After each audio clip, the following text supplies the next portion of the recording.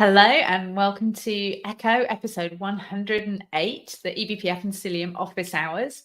My name's Liz Rice. I'm actually pre-recording this episode because we're taking a bit of time off after last week's eBPF summit. I hope you attended it. If you haven't already seen the amazing talks from eBPF summit, do check them out. They are on the same eBPF and Cilium YouTube channel where you are probably watching me right now.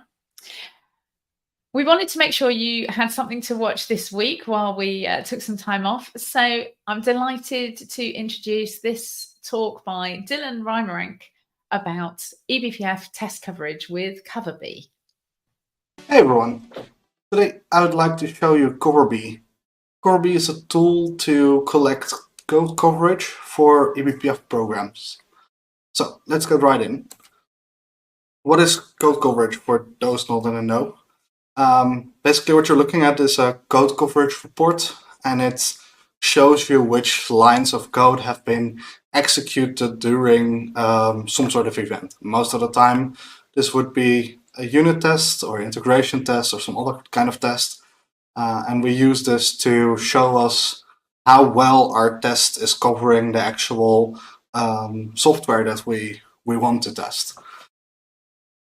There are multiple forms of this, but it's all pretty much the same. You get this red, green, and sometimes gray representation on typically source code, and it gives you an intuitive sense of how well you're doing, and sometimes it shows you the exact amount of coverage that you have. So how does one go about making such a thing? So from the user perspective, this is typically done at the compiler level, or some special tooling that does this for you, and they basically instrument your program to collect this for you in the background. CoverBee is slightly different in that it is based on the actual bytecode, this assembly, but the same principles apply. So our code can be divided into basic blocks. So this is a diagram of having basic blocks where all of the code within or instructions within a block execute together, and then we can say, okay, we know that if we hit in a block 1, then we can color all of those instructions or all of the lines associated with that block. We can color that green in our overview. So for eBPF, this diagram looks something like this. So this is same concept, but slightly differently rendered, and with the actual decompiled instructions. And I know that the diagram on the left is hard to read, but it is there to visualize that this can get quite big and quite complex.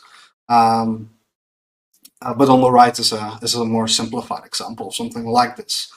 So now that we have identified these blocks, which is quite simple, we just look for branching instructions or changes in control flow, jumps in the code, such things, where we don't have a contiguous list of instructions, and then we say this is a basic block, and within CoverBee each block gets an ID. Now we need to instrument it, and what CoverBee does is it works on the instructions itself. So I have here an example program which takes the input of the program, adds a constant to it, and then checks if this number is greater than 22. If it is, we return 2, and if it's not, we return 1 from this program. So quite simple. And if you were to look at it yourself, it consists of 3 basic blocks. And then what we do is we create the right side representation of this. So the teal part of the code basically instantiates our cover map. So we have one BPF map which we use for all of our coverage data, but we have to get an actual pointer into the map value for us to be able to work with it. So what we do is at the start of the program, we do this once. And we get the pointer, we perform a map lookup for the key 0. So our map only has one key 0, which is a very large value size, exactly as long as or twice as long as the amount of basic blocks. And then we place this in the stack, in this example at 120 from the stack frame pointer. Before this, we store R1, which is the only register in value in R5, and we place this back. And because in this case we are able to analyze the code and see that only R1, R2, and R0 are in use, we know it's safe for us to use R5 and R6 to perform our measurements. So for every, the blue part of the code is for every basic block, we add these specific 3 instructions. In the optimal case, we'll get into that more later. So we copy this same map pointer to the map value. We get it from the stack. We place it on R5. We increment the position to get us to the basic block we actually want to measure, and then we increment that value on the map. So we write to we take the value, add 1, and write it back to the map. This happens for every block, and every block has a unique index within the map, which corresponds to the ID of that block. If registers are in use, so in the worst case scenario where all registers are in use, we need to do a little bit more. So in this case, we determine that we want to use R1 and R2. So the first 2 instructions basically save these registers to the stack. Then we can use them in the exact same way. So we take our pointer, go to the index for this basic block, add 1 to the number, and then we write that number back to the map value. And then the last 2 instructions reapply. So take the register values from the stack and reset them as if nothing happened. And in this way, we can instruct our basic blocks. So this only happens if these registers are in use, which we do based on static analysis. So with that data, we get the following. So we can now color our actual assembly based on what we recorded. But for most people, this is not very readable, not very nice. So there is a trick to go back to source code, which is BTF line info. So in this case, I dumped part of the BTF line info with the BPF tool for this program, and it shows and these lines which start with a semicolon, they are the lines of the actual source code lines where these instructions came from, and we can use these to map back to the actual source code. So in a naive, so we can then start painting our sources. So this is the part of the source code, an abbreviated part, for example. And what we can do is with this naive technique is we can start coloring, applying the coloring that we had for our instructions to our source code. But you'll notice that our compiler didn't have line information for every single line in our program. This is due to optimization or just simply it not being there for some reason. So what we can do is we can then use the AST to start making conclusions for us. So we know that, for example, that if the if the first line executed, then the second line also must have executed. Just logically, based from the AST, there is no branching statements here, no ifs, no jumps, whatever. So we can use the AST to do a few things. We can infer which lines were and were not executed, or which were evaluated in the cases of if statements, for example.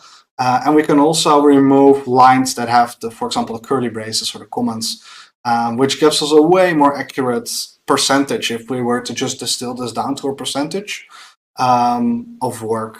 So we use a C parser for this to apply it back, which is currently the only thing that CoverBee supports, but we could add more languages. So let's see this in how this works. So I have my VS Code open here, and I'm in the CoverBee repository. And actually, what I'll do is I'll go ahead and delete the result I'm expecting. So I'm deleting this HTML file, and I'm also going to delete this file for now. So they're in the example, and anyone can show you, anyone can access this in the repository. And we have here a decent program which has a few maps that collect statistics for.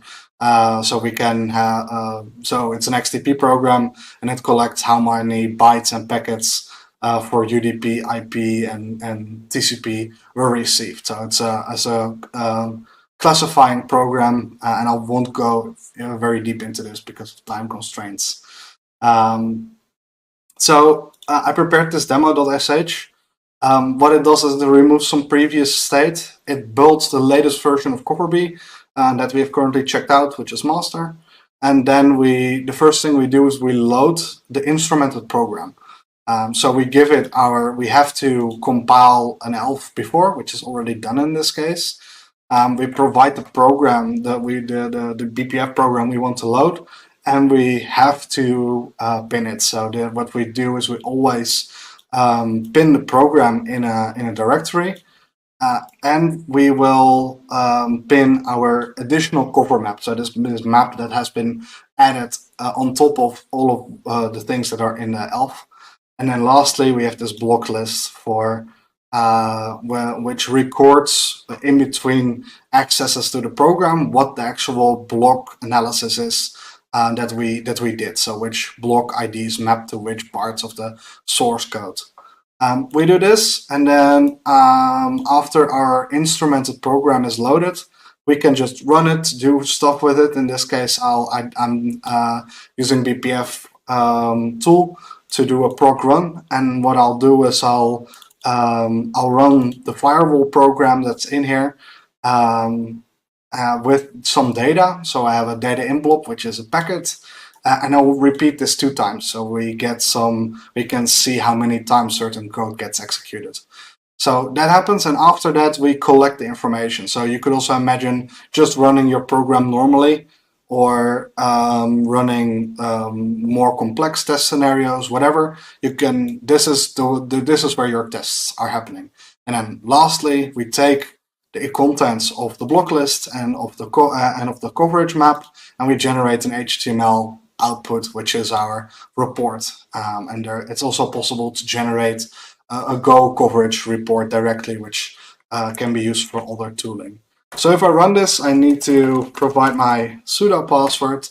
Once I do, you'll see that 2 files are created. So the first one is the block list. So this is again it's just a JSON file with a big array of blocks, and it maps these blocks to the line and the column where these happened, and and these will be used to generate the result later on. But for all purposes, this can just be opaque, just as long as you pass in the same block list to the load and the cover source command. And what is generated is this HTML document, which I will open in the browser.